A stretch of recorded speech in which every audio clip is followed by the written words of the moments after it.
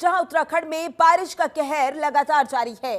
कई जिलों में बारिश का अलर्ट जारी है। उत्तरकाशी, पिथौरागढ़ में बारिश का अलर्ट जारी कर दिया गया है। रुद्रप्रयाग, चमोली, बागेश्वर में भी अलर्ट जारी किया गया। अधिक ऊंचाई वाले क्षेत्रों में बर्फबारी होने की संभावना है। मुख्यमंत्री धामी की सख्ती का असर भी देखने को मिल रहा है। 4 दिन में खोली बाधित 307 सड़कें। ये बड़ी जानकारी, बड़ी खबर आपकी टीवी स्क्रीन पर। और ये तस्वीरें जहां आप देख सकते हैं, बारिश की वजह से लोगों को तमाम परेशानियों का सामना करना पड़ रहा है। अधिक ऊंचाई वाले क्षेत्रों में बर्फबारी होने की संभावना भी जताई जा रही है। मुख्यमंत्री धामी की ओर से निर्देश भी जारी किए गए हैं और सख्ती भी दिखाई गई है, जिसका असर होता हुआ नजर आ रहा है। 4 दिन में 307 सड़कें जो कि बाधित हो रखी थी, उनको खोल दिया गया है और अभी जो सड़कें बाधित है उन्हें खोलने का कार्य चल रहा है। तो कई जिलों में बारिश को लेकर अलर्ट भी जारी कर दिया गया है। बता दें आपको, ये तस्वीरें निकलकर सामने आ रही हैं। उत्तरकाशी, पिथौरागढ़ में भी बारिश का अलर्ट जारी कर दिया गया है ताकि लोग सतर्क रहें। इसके अलावा अगर जिलों की बात की जाए तो रुद्रप्रयाग, चमोली, बागेश्वर में भी अलर्ट जारी कर दिया गया है। अधिक ऊंचाई वाले क्षेत्रों में बर्फबारी होने की संभावना जताई जा रही है। इसी के साथ मुख्यमंत्री धामी भी तमाम दिशा निर्देश देते हुए नजर आ रही हैं और सख्ती दिखाते हुए नजर आ रही हैं ताकि जो यात्री पहुंच रहे हैं उन्हें किसी भी तरीके की परेशानी का सामना ना करना पड़े। और इसी वजह से जितने भी मार्ग बाधित थी, जितने भी सड़कें बाधित थी, उन्हें खोलने का काम लगातार चल रहा है और अभी तक 307 सड़कें खोली जा चुकी हैं। और ये तस्वीरें जहां बारिश की वजह से लोगों को तमाम परेशानियों का सामना करना पड़ रहा है और ज्यादातर जिलों में अलर्ट जारी कर दिया गया है। लोगों को सतर्क रहने के लिए भी कहा जा रहा है। घरों में रही, इस तरीके की अपील भी की जा रही है। ऐसे में प्रशासन की ओर से भी सभी इंतजाम देखे जा रहे हैं ताकि जो लोग बाहर निकल रहे हैं उनको कोई भी परेशानी ना हो।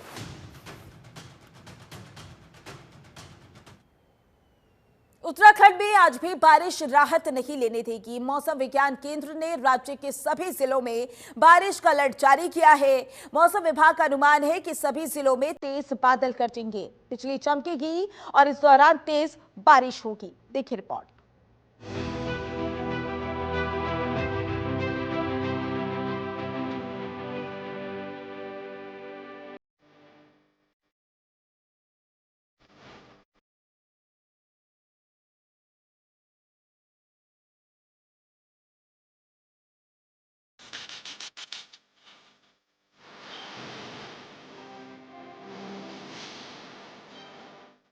उत्तराखंड में आज भी मौसम बेईमान,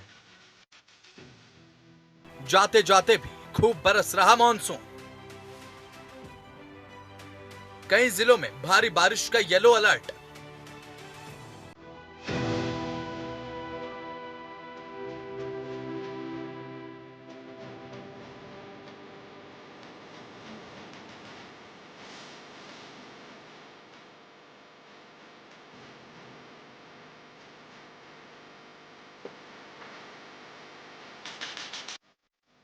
उत्तराखंड में मानसून के जाने का वक्त नजदीक आ चुका है, लेकिन बारिश का कहर थमने का नाम नहीं ले रहा। लगातार बारिश ने देवभूमि में कहर मचा रखा है, जिसके चलते जनजीवन पूरी तरह से अस्त व्यस्त है। तो वहीं लगातार बारिश के चलते देहरादून के तापमान में भी गिरावट दर्ज की गई है। भूस्खलन से पर्वतीय जिलों में करीब 247 सड़कें बंद हैं। इस बीच मौसम विभाग ने एक बार फिर से पूर्वानुमान जारी करते हुए प्रदेश के कुछ जिलों के लिए भारी बारिश का येलो अलर्ट जारी कर दिया है। मौसम विभाग के अनुसार आने वाले 1 से 2 दिनों तक उत्तराखंड के अधिकांश हिस्सों में भारी बारिश देखने के लिए मिल सकती है। तो वहीं कुछ जनपदों में हल्के से मध्यम दर्जे की बारिश होने की आशंका है।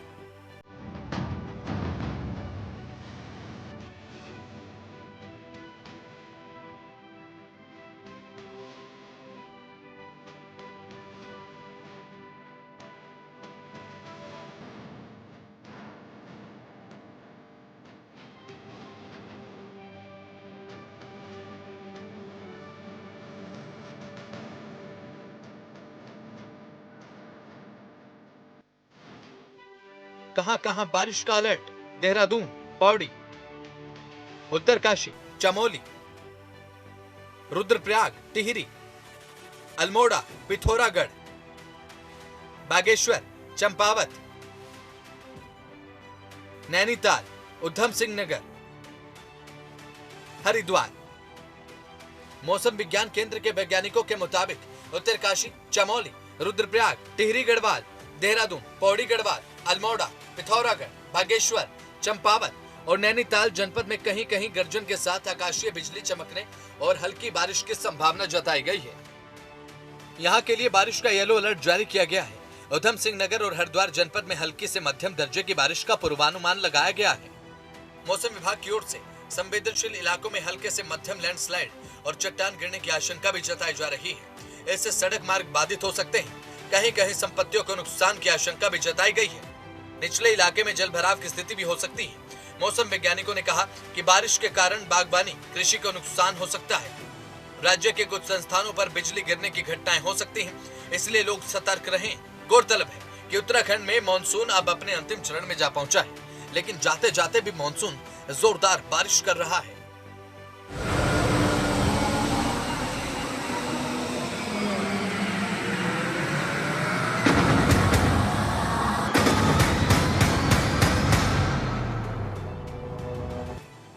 मौसम खुलते ही केदार यात्रा ने पकड़ी रफ्तार। पटरी पर लौटी सभी हेली सेवाएं। मौसम खुलने के बाद केदारनाथ यात्रा ने तेज गति पकड़ ली है। इसके अलावा केदारनाथ धाम के लिए सभी 9 हेली सेवाओं ने केदार घाटी पहुंचने के बाद धाम के लिए उड़ान भरनी शुरू कर दी है। धाम पहुंचने पर यात्रियों की भारी भीड़ बढ़ने के बाद अब भक्तों को लाइनों में लगकर बाबा केदार के दर्शन कराए जा रहे हैं। भक्तों को बाबा केदार के गर्भगृह के भी दर्शन कराए जा रहे हैं। धाम में यात्रियों को ठंड से बचाने के लिए अलाव की व्यवस्था भी की गई है।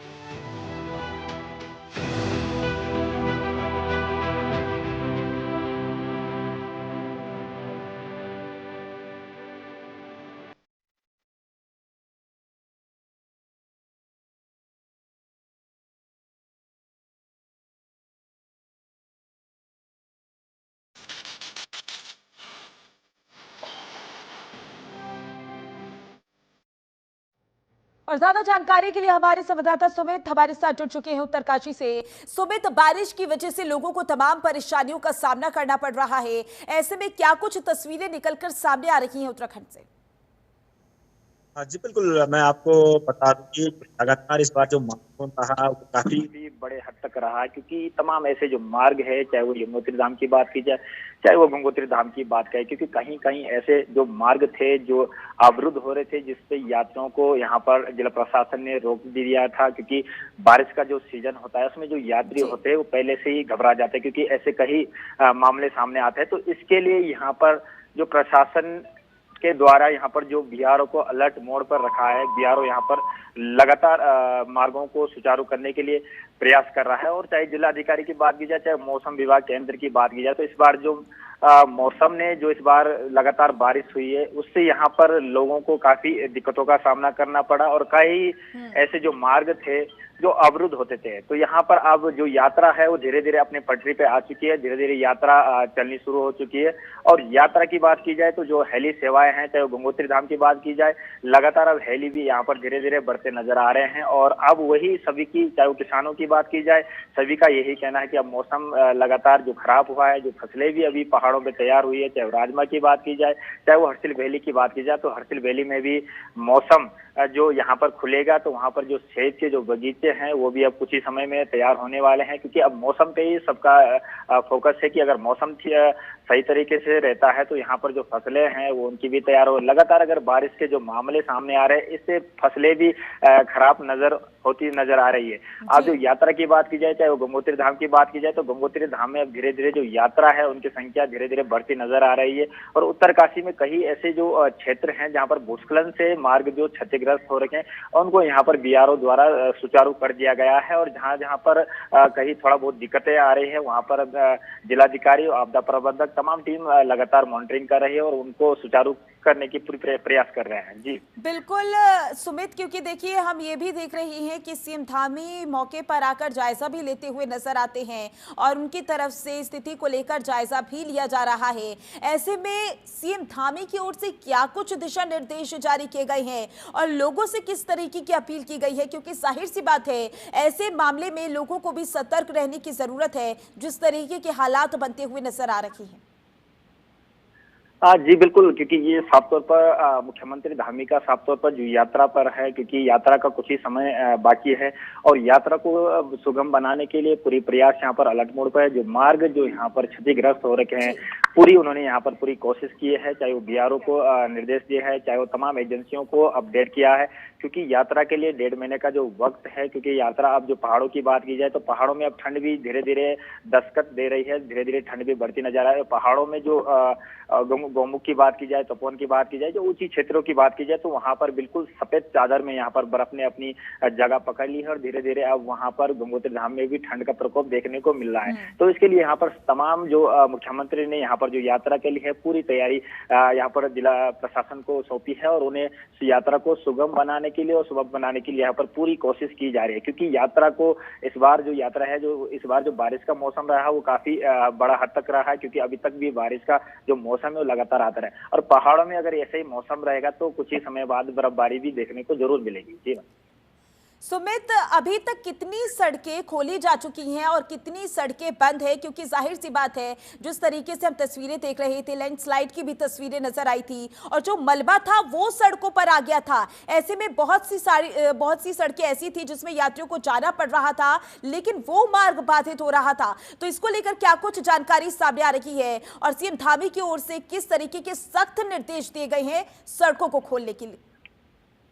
बिल्कुल, क्योंकि मार्ग की बात की जाए तो जो तमाम, चाहे वो गंगोत्री धाम की बात की जाए, चाहे वो यमुनोत्री धाम की बात की जाए, तो जगह जगह जो मार्ग थे, कहीं पर भूस्खलन की जो संभावना है वो जरूर यहाँ पर जरूर देखने बड़े स्तर तक देखने को मिली है, क्योंकि जो मार्ग है वहाँ पर क्षतिग्रस्त जरूर हुए हैं और रास्ते की जो बुरे हाल यहाँ पर जरूर देखने को इस बार मिले, क्योंकि लगातार जो बारिश है वो नजर आती रही है और यहाँ पर साफ तौर पर जो जिला प्रशासन और आपदा प्रबंधक तमाम टीमों ने यहाँ पर जो तमाम मंत्रीगण, तमाम यहाँ पर उत्तराखंड सरकार के कर्मचारी यहाँ पर विजिट पे जरूर आए हैं, मार्ग के यहाँ पर निरीक्षण भी हुआ है और तमाम ऐसे गांव है जहाँ पर मार्ग कटे हुए थे। अब राष्ट्रीय राजमार्ग एनएच की बात की जाए तो एनएच पर बीआरओ लगातार काम कर रहा है और क्योंकि अभी जो यात्रा है गंगोत्री धाम की बात की जाए तो अभी जो मार्ग है वो बिल्कुल सही तरीके से सुचारू है, जो यात्रा भी यहाँ पर धीरे धीरे चल रही है और बढ़िया अच्छी तरह से यात्रा चल रही है। और यमुनोत्री धाम की बात की जाए तो तमाम ऐसे जो मार्ग थे, जानकी चट्टी की बात की जाए तो वहां पर मार्ग में जरूर यहाँ पर थोड़ा बहुत दिक्कत आई, तो वहां पर भी यात्रा को सुचारू करने के लिए पूरी प्रयास की गई और वहां पर भी रोड को सुचारू कर दिया गया, क्योंकि मुख्यमंत्री का साफ तौर पर निर्देश है कि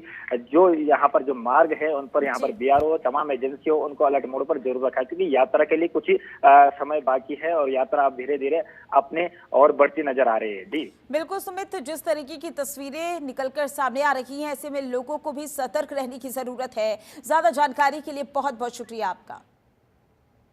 तो वहीं देहरादून में बारिश बढ़ने के साथ साथ डेंगू का खतरा भी बढ़ता जा रहा है। बताया जा रहा है कि दून में अब तक डेंगू के 9 मामले आ चुके हैं। वहीं प्रशासन भी डेंगू पर रोकथाम लगाने के लिए पर्याप्त उपाय कर रहा है। बतौर एनएचएम निदेशक स्वाति भदौरिया ने कहा कि प्रशासन इस बार डेंगू की रोकथाम के लिए शुरू से ही प्रयासरत है। हमने इसकी तैयारी बहुत पहले से ही शुरू कर दी थी। हमारे वॉलंटियर्स और आशा ग्राम पंचायत की टीम और नगर निगम की टीम जगह जगह जाकर डेंगू के लार्वा को नष्ट करने का काम कर रही है।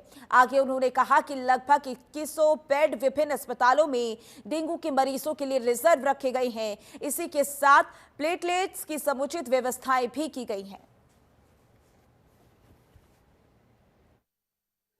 पर काफी अर्ली तैयारियां शुरू कर दी गई थी और हमारे वॉलंटियर्स जो 220 की संख्या में है और साथ में आशाज, हमारे नगर निगम, ग्राम पंचायतों की टीम सभी लार्वा के सर्वे का काम, लार्वा के डिस्ट्रक्शन का काम लगातार कर रही है और इसीलिए इसी का नतीजा है कि इस बार बाकी वर्षों के कंपैरिजन में हम लोग काफी कम अभी डेंगू के केसेस आए हैं। फिर भी हमारी तैयारी पूरी है, लगभग 2100 बेड्स इसके लिए तैयार रखे गए हैं विभिन्न अस्पतालों में। हमारे प्लेटलेट्स की पूरी तैयारी है और जो हमारे जांचें हैं गवर्नमेंट हॉस्पिटल्स में डेंगू के एलाइजा टेस्ट की, वो भी फ्री ऑफ कॉस्ट की जा रही है।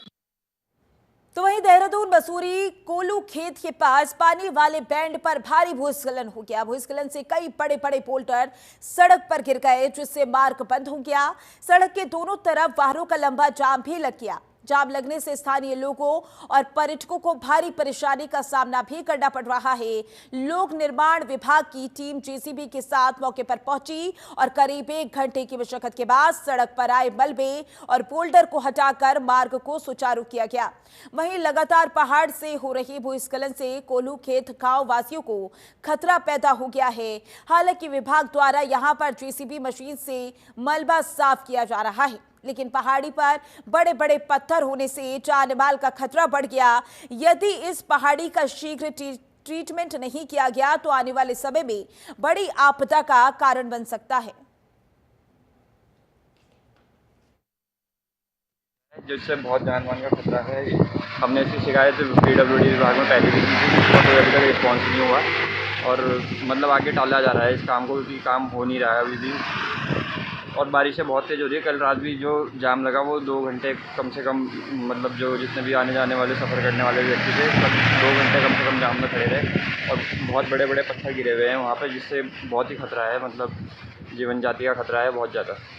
एक टावर भी होता था यहाँ पे। हाँ, एक BSNL का टावर था, वो हमने काफ़ी एप्लीकेशन देखे और BSNL विभाग में भी और इधर उधर करा के फिर बड़ी मुश्किल से वो हटवाया। हमारे सहयोगी, हमारे वार्ड मेंबर साहब ने भी उसमें मदद करी और हमारे जो पूर्व अध्यक्ष थे उन्होंने भी सहयोग दिया उसमें। और क्या बोलते हैं, ये जो अभी मतलब टावर का तो फिर भी वो काम जो है वो हो चुका है, लेकिन अभी जो मेन मुद्दा है वो ये है कि जो ये मिट्टी है ये हट जाए, मतलब जो ये पुस्ता वगैरह लगाए इसमें PWD या कुछ इसे आपदा क्षेत्र में डाल के इसे। तो वहीं उत्तराखंड में इन दिनों बिगड़ती कानून व्यवस्था पॉलिटिक्स का सेंटर पॉइंट बनी हुई है। पक्ष और विपक्ष दोनों के ही नेता इस मामले को लेकर सरकार पर सवाल या निशान लगा रही हैं। वहीं अब इस मामले में डीजीपी अभिनव कुमार के बयान के बाद नेताओं की बयानबाजी का दौर भी शुरू हो गया है। डीजीपी अभिनव कुमार ने एक प्रेस कॉन्फ्रेंस में प्रदेश के वरिष्ठ नेताओं को इस तरह का बयान नहीं देने की बात कही। उत्तराखंड डीजीपी ने कहा कि उनकी चिंता आलोचना का सम्मान है, लेकिन उन्हें अपनी पुलिस व सरकार पर भरोसा रखना चाहिए। सभी की चिंता को दूर करने का प्रयास किया जाएगा। उधर डीजीपी अभिनव कुमार के इस बयान के बाद फिर से बयानबाजियों का दौर शुरू हो गया। कांग्रेस नेता हरीश रावत ने कहा कि डीजीपी के बयान के बाद उनको लगता है कि रिटायरमेंट के बाद वो डीजीपी को कांग्रेस में एनरोल करना चाहेंगे। राजनीति दल में उसके लिए हमारे डीजीपी बहुत सुपात्र लगते हैं।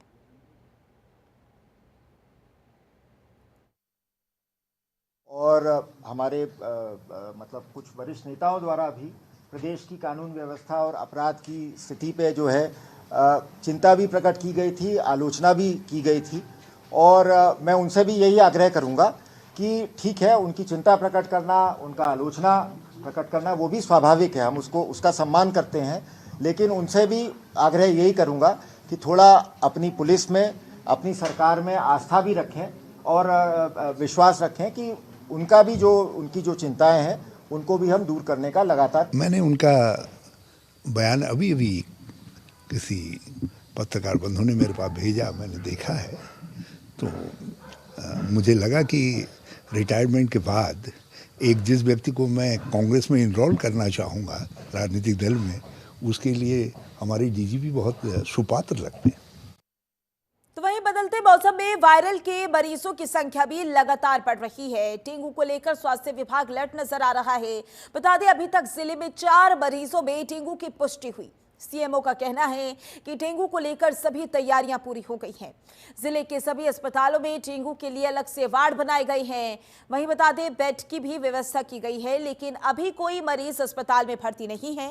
साथ ही लोगों को जागरूक करने के लिए अभियान भी चलाया जा रहा है ताकि डेंगू से बचा जा सके। फिलहाल लोगों को अलर्ट रहने की जरूरत है। जिले में मात्र जो है 4 मरीज अभी तक पॉजिटिव आए हुए हैं और ये मैं इसमें मीडिया का भी काफ़ी आभार प्रकट करूंगा कि मीडिया के माध्यम से जो जनजागरूकता फैलाई गई है। हमारे द्वारा कार्य तो स्वास्थ्य विभाग इसमें मॉनिटर कर ही रहा है, अपना कार्य कर ही रहा है, लेकिन साथ साथ जो मीडिया का भी एक था कि व्यापक प्रचार प्रसार किया गया कि अपने आसपास सफाई रखें और समय समय पर आप लोगों के द्वारा जो जनजागरूकता अभियान किया गया है और जो पेपर में और जो प्रिंट मीडिया, इलेक्ट्रॉनिक मीडिया के माध्यम से दिया गया था, उसी का परिणाम था कि डेंगू इस बार काफ़ी हद तक कंट्रोल में है। मात्र 4 मरीज हमारे पॉजिटिव आए हुए हैं और हमारे द्वारा लगातार कहीं पॉजिटिव आता है वहाँ पर पूरी कार्रवाई की जाती है। अस्पताल में किस तरह की देखिए, प्रत्येक हॉस्पिटल में जो है हमारा SDH हो गया, हमारा मेला हो गया, हमारा DST हॉस्पिटल, यहाँ पर 12-12 बेड आरक्षित किए गए हैं और हमारे CSC पे 4 से 6 बेड आरक्षित किए गए हैं। यदि कभी जरूरत पड़ेगी तो हम इसको वार्ड में शिफ्ट कर लेंगे, लेकिन अभी तक किसी भी मरीज को एडमिट करने की आवश्यकता नहीं पड़ी। तो वहीं हरिद्वार में महिला सशक्तिकरण एवं बाल विकास विभाग द्वारा सशक्त किशोरी सशक्त समाज के तहत किशोरी जागरूकता कार्यक्रम का आयोजन किया गया, जिसमें कैबिनेट मंत्री रेखा आर्य ने शिरकत की। इस दौरान कैबिनेट मंत्री रेखा आर्य ने कहा, महालक्ष्मी किट को लेकर बड़ा ऐलान किया। उन्होंने कहा कि अब बेटों के जन्म पर भी महालक्ष्मी किट दी जाएगी ताकि लैंगिक समानता को बढ़ावा मिल सके। उन्होंने कहा कि सरकार के इन कदमों से महिलाएं आत्मनिर्भर और सशक्त बनेंगी। और राज्य सरकार लगातार भारत सरकार के दिशा निर्देशों के क्रम में सितंबर माह जो कि 1 तारीख से प्रारंभ हुआ, उसे 31 सितंबर तक लगातार पोषण माह के रूप में सेलिब्रेट कर रहा है, जिसमें हमारी गर्भवती महिला से लेकर गर्भधात्री महिला से लेकर स्वयं महिला से गर्भाशय शिशु से लेकर सबके पोषण के बारे में जानकारियाँ, जागरूकता यह कार्यक्रम के माध्यम से दी जा रही है, ताकि हम सबका एक लक्ष्य है कि हमारा देश, हमारा उत्तराखंड जो है वो कुपोषण मुक्त बन सके। तो उस बारे में अधिक से अधिक अवेयरनेस प्रोग्राम जो है आज किए गए हैं। निश्चित रूप से नुक्कड़ नाटकों के माध्यम से भी वो संदेश दिया गया है। निश्चित रूप से विभिन्न प्रकार की प्रतियोगिताओं के माध्यम से भी उसकी जागरूकता फैलाई गई है और यहाँ पर स्वच्छता को लेकर भी बालिकाओं को अवगत कराया गया है। कई न्यूट्रिशंस के माध्यम से इस संदर्भ में, पोषण के संदर्भ में जागरूकता दी गई है। तो लगातार एक ये अभियान है जिसमें हम फिट इंडिया के रूप में, फिट उत्तराखंड के रूप में जो है हम इस अभियान को चलाए हुए हैं और मैं समझती हूँ कि भविष्य के लिए बहुत कारगर सिद्ध होगा। तो वहीं नगर निगम देहरादून ने विभिन्न वार्डों से शुल्क एकत्रीकरण का कार्य महिला स्वयं सहायता समूह से कराने का निर्णय लिया। नगर आयुक्त गौरव कुमार ने बताया कि महिला स्वयं सहायता समूह को नगर निगम के 38 वार्डों से कूड़ा एकत्रीकरण का शुल्क वसूलने की जिम्मेदारी सौंप दी गई है। सभी महिला समूह को वार्डों का आवंटन कर दिया गया है, तो वहीं समूह की महिलाओं को शुल्क वसूलने पर कमीशन दिया जाएगा। वहीं उन्होंने बताया कि नगर निगम के शेष 9 वार्डों के लिए निगम की ओर से अब दोबारा इन वार्डों के लिए आवेदन मांगे जाएंगे। उन्होंने बताया कि महिला स्वयं सहायता समूह की महिलाएं नगर निगम के निर्धारित दर के अनुसार यूजर चार्ज एकत्रीकरण के साथ साथ संबंधित वार्ड की साफ सफाई व्यवस्था पर भी अपनी नजर रखेंगी।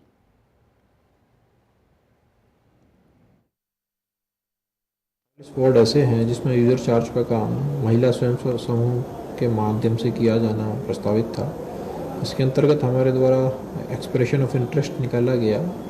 जो प्राप्त आवेदन थे उनकी कमेटी द्वारा स्क्रूटनी कर उनको वार्ड अलॉट किए गए हैं। इस प्रक्रिया में 38 वार्ड महिला समूहों को अलॉट कर दिए गए हैं। शेष 9 वार्ड के लिए पुनः EOI निकालने की प्रक्रिया गतिमान है। इन महिलाओं को उनका कार्य समझा दिया गया है, रसीद बुक दे दी गई हैं। अभी उनके द्वारा फील्ड में जाकर सर्वेक्षण किया जा रहा है और इस माह से ही यूजर चार्ज का कलेक्शन का कार्य उनके द्वारा प्रारंभ कर दिया। मुख्यमंत्री पुष्कर सिंह धामी के निर्देशों के बावजूद शराब की दुकानों पर ओवर रेटिंग की कमीशन का खेल जारी है। इसका खुलासा तब हुआ जब जिलाधिकारी सविन बंसल खुद वाहन चलाकर शराब की दुकान तक पहुंचे और खरीदार बनकर लाइन में लगकर शराब की बोतल खरीदी। सेल्समैन ने 660 रुपए की बोतल GM को 680 रुपए में बेची, जिसके बाद एक बार फिर ओवर रेटिंग की पोल खुल गई। आपको बता दें कि इन दिनों GM देहरादून लगातार शहर की व्यवस्थाओं की पड़ताल कर रही हैं, जिसके बाद दुकान की जुर्माने और चालान की कार्रवाई की गई। इसके बाद GM ने प्रशासन के अफसरों और आबकारी विभाग के अफसरों को ओवर रेटिंग के खिलाफ अभियान में झोंक दिया।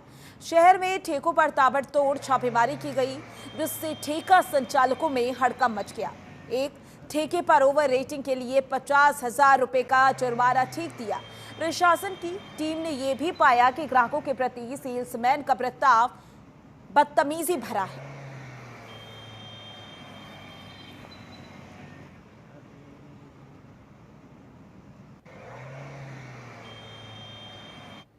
हरिद्वार के थाना सिडकुल क्षेत्र में एक दर्दनाक सड़क हादसा हो गया, जिसमें बाइक सवार एक युवक की मौके पर ही मौत हो गई।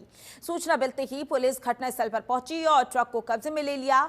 हालांकि ट्रक ड्राइवर घटना के बाद मौके से फरार हो गया। पुलिस ड्राइवर की तलाश में जुट गई और मामले की जांच पड़ताल की जा रही है। इस हादसे से स्थानीय लोगों में गहरा दुख और आक्रोश पैदा हो गया।